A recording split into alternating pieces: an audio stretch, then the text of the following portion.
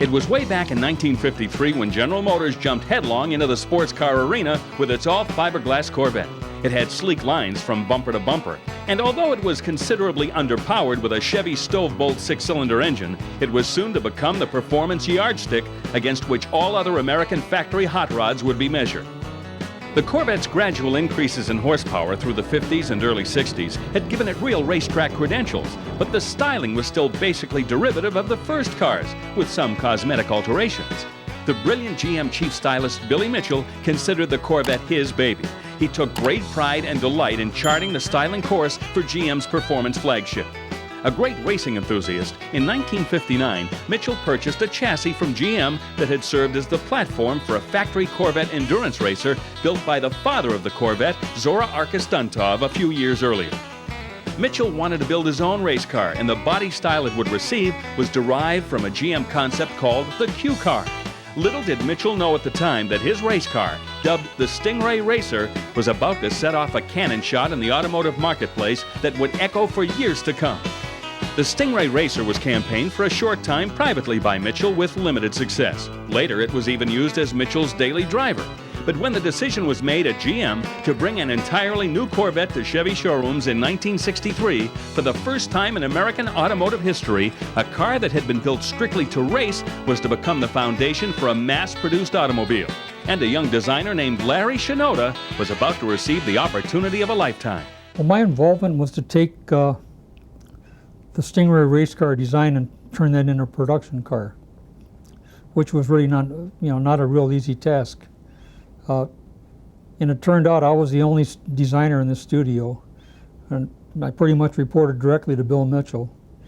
Bill would say, too many cooks will ruin the stew. He says, so the place was off limits to everybody. And when the first models were finished in fiberglass for the board of directors meeting, the car had the split window. The split was a little bit narrower, but there was a hatch for the whole back end opened up. And if you look carefully at some of the early pictures, you can see the scoops that went in the front fender were back in the rear fender on that first model. And on the Roadster version, there were a whole series of dumb-looking louvers down along the rocker that Bill Mitchell wanted. And he was the boss, so you did whatever surface entertainment he asked for.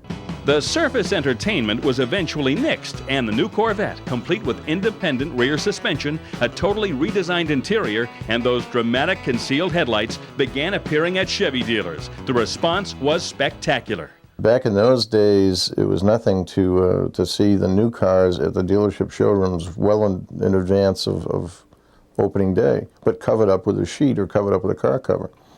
And anybody with gasoline in their blood used to have to go to the dealerships and snoop around out back after they'd closed, or peek in through windows, or go places you shouldn't be and try to see what was there.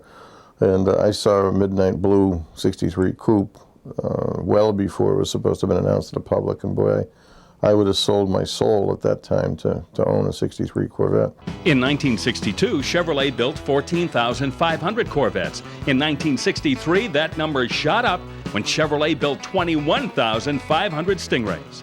The car was an unqualified smash, and yet the coupe version was touching off a firestorm of controversy back at GM because of its now legendary split rear window. Bill Mitchell wanted the split window, and Zora was very much against it. It came out in '63 as a split window, and it went away in '64. Bill Mitchell's comment was, yes, it was a safety consideration, and Zora was right on that one. And '64 it was gone. Meanwhile, someone at GM had noticed that Ford's Thunderbird was an even bigger seller after going from a two-seater to a four-seater in 1958, which led to an ill-fated idea at Chevy, a four-seater Corvette. However, cooler heads ultimately prevailed, and the idea luckily was scrapped. Between 1963 and 1967, the Corvette was a winner both on the street and on the racetrack.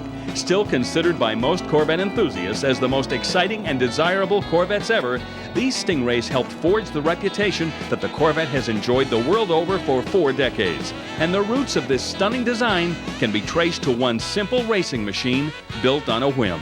If you could see the two cars photographed together, there's no mistaking that the Stingray racer that Bill Mitchell designed and the production Stingray are clones.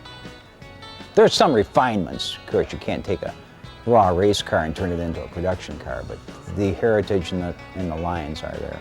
As classic an American car as ever there was one, the Corvette Stingray will always be a shining example of how America loves its sports cars.